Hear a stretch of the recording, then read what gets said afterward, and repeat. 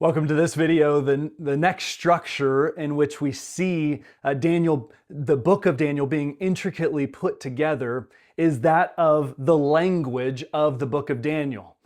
It's really interesting how if you know the original languages, you can go and actually see that the first chapter into the first 3.5 verses of chapter 2 are all written in Hebrew. So verse 1 of chapter 1 up until where it says in verse 4 of chapter 2, then the Chaldeans said to the king in Aramaic, O king, live forever. From that point on, actually through chapter 7, at the end of chapter 7, it goes back to Hebrew. So we have Hebrew, Aramaic, Hebrew, which a question may be, well, why? Why is Daniel written the first chapter in Hebrew, the next couple of verses in Hebrew, and then it's in Aramaic? And then after chapter 7, the very first vision that Daniel is given of the four kingdoms, very similar to Nebuchadnezzar's vision of the four kingdoms, why does it then go back to Hebrew? That's a great question. And I don't know the exact answer. However, I have some idea as to why this would have been set up this way. Because in the first chapter of Daniel, the whole point of Daniel 1 is that Daniel and his friends did not assimilate entirely.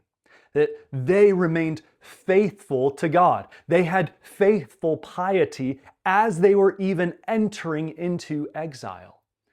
They remained faithful to God in not taking of the king's meat and, going through the king's education, but not becoming religiously influenced by the king. And so as the king is bringing royalty and Daniel and his friends into his palace to be educated, or we could say discipled, into being a king's advisor in his courtroom, Daniel and his three friends stand out. They remain distinct. And so Daniel 1 is written in Hebrew to show that they remained distinct even as they were entering exile. Then it turns to Aramaic to show that actually they did assimilate some.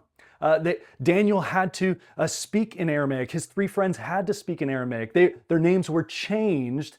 And so we see that they did have to become a part of the culture that they were living in. They did have to seek the good of Babylon. And we see that over and over. While they sought the good of Babylon, they never resisted that being faithful to God, practicing faithful piety while in exile and while having a hope-filled patience for deliverance. And so what we see after chapter 7 is then the shift of the book becomes, well, what's going to happen after Babylon falls? What's going to happen after the Medo-Persian Empire falls? Well, what's going to happen after the Greek Empire falls? Well, what's going to happen after that? And Daniel is going down this track and wondering in this prophetic literature, part of the book of Daniel, well, when is full and final deliverance going to happen?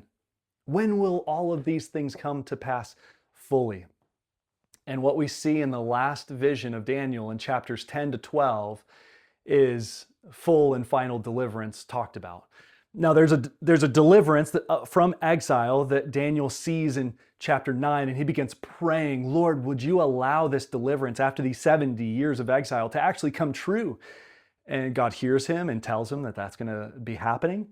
But there's even a more full and final. And so what we see is that he's longing to go home. He's longing to be free from this exile. And so we see this pattern of Hebrew, Aramaic, Hebrew to show that Daniel and his friends accepted the Lord's judgment of exile for their sin as a nation, and that they, one, remained distinct, faithful piety, while also remaining faithful, they assimilated into the culture and in ways that they could, that didn't cause a break in their fidelity to God. And then at the end, when it turns to prophetic, God says, you're going to come back. And Daniel, that gives him immense hope. And so he writes that in Hebrew. This is the next structure in the book of Daniel.